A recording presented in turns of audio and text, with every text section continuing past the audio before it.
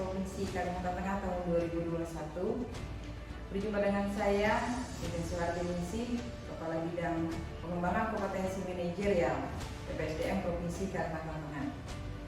Saya akan memfasilitasi rekan-rekan semua, adik-adik semua dengan mata pelatihan Whole of Government. Bersyukur BPSDM Provinsi Kalimantan Tengah tahun 2021 ini menyelenggarakan Latsar PPNS dengan metode atau pola blended learning. Setiap fasilitator menyiapkan video, menyiapkan bahan ajar yang diupload di dalam sistem. Peserta Latsar yang berbahagia, yang saya cintai dan saya banggakan, di sistem ini saya juga sudah mengupload bahan tayang, kemudian saya juga sudah upload satu film pendek yang berjudul Jakarta 1 sebagai bahan atau pengayaan pemahaman kita terhadap whole of government. Adik-adik semua, harapan bangsa, generasi milenial yang akan menjadi pemimpin bangsa, mungkin sudah sering didengar oleh rekan-rekan semua, oleh adik-adikku, oleh peserta Latsar, e-government atau e-gov. Apa sih e-gov? Mungkin sudah adik-adik sekalian sudah tidak asing lagi dengan e-government.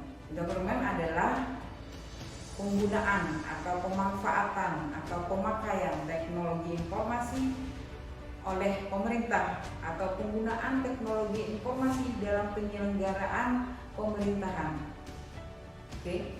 Penggunaan teknologi informasi dalam penyelenggaraan pemerintahan itu disebut e-government.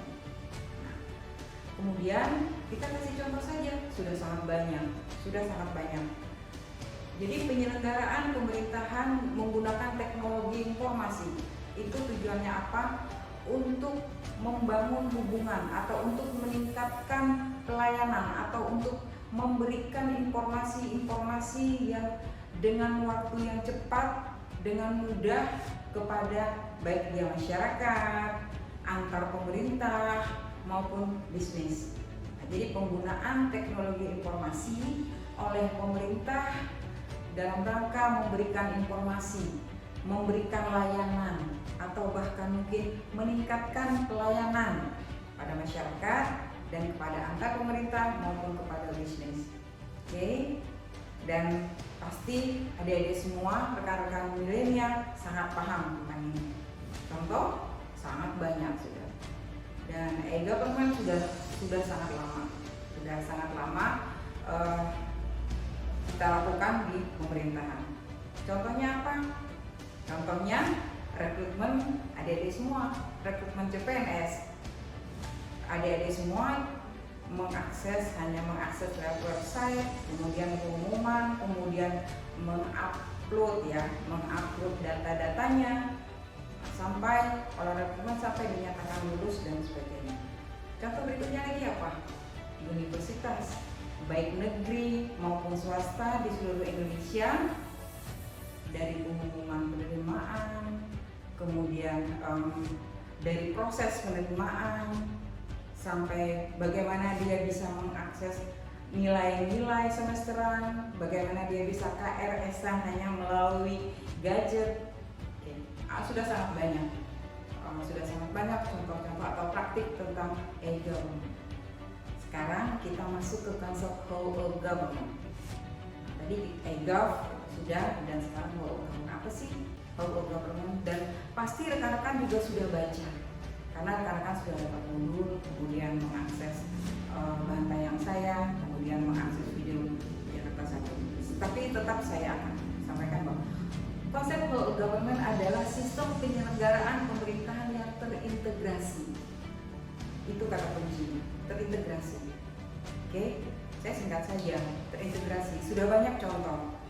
Nah, kadang-kadang muncul pertanyaan, apakah setiap sistem pemerintahan yang terintegrasi itu disebut whole of government berbasis e-gov atau tidak?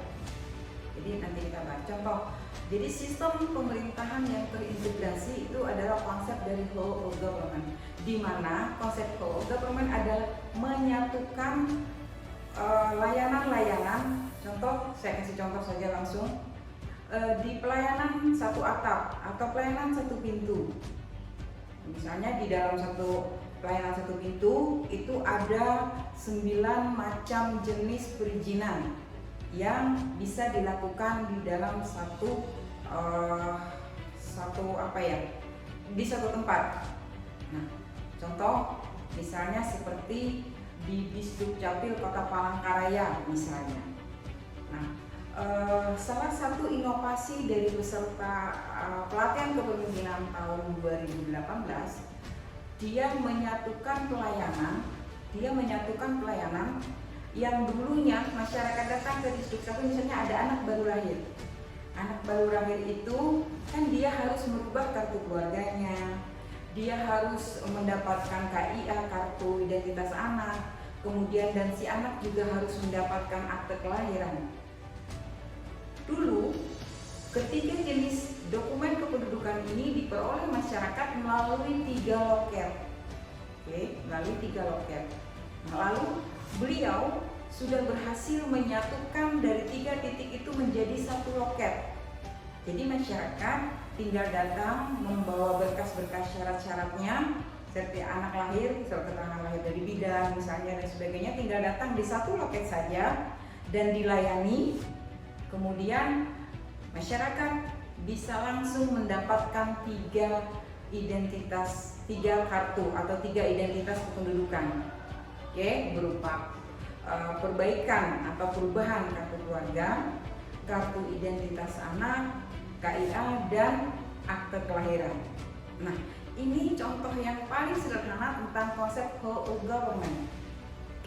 Tadi kita bicara e-government. Apa nih hubungannya?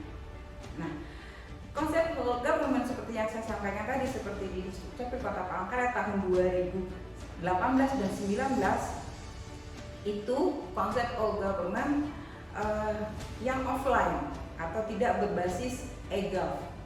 Jadi dia menyatukan 3 pelayanan di dalam 1 loket.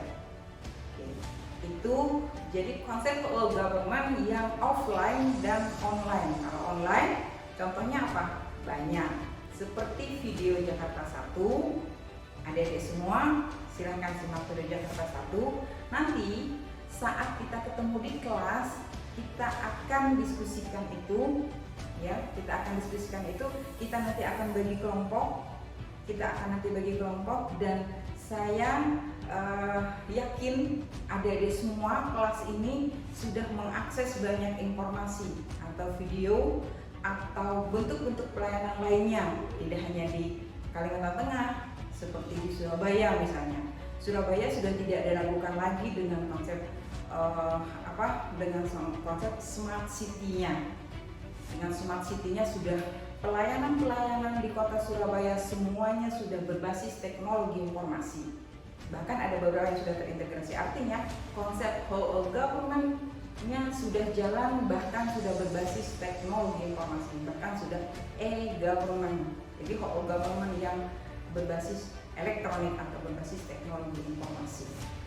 Baik, tujuannya apa? Semuanya adalah untuk mempermudah pelayanan, meningkatkan mutu pelayanan, dan kata kuncinya adalah bagaimana pelayanan dan penggunaan anggaran di dalam sistem pemerintahan itu sudah semakin murah. Karena apa?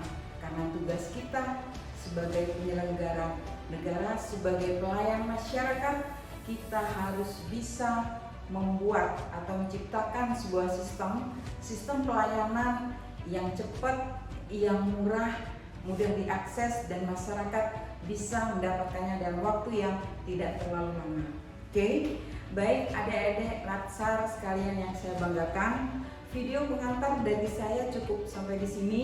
Silahkan disimak bersama video Jakarta 1 yang juga sudah saya upload. Insya Allah kita akan ketemu di kelas dengan diskusi-diskusi yang sangat menarik tentang konsep whole government. Terima kasih atas perhatiannya, terima kasih sudah menonton video ini. Semangat, sampai ketemu di kelas.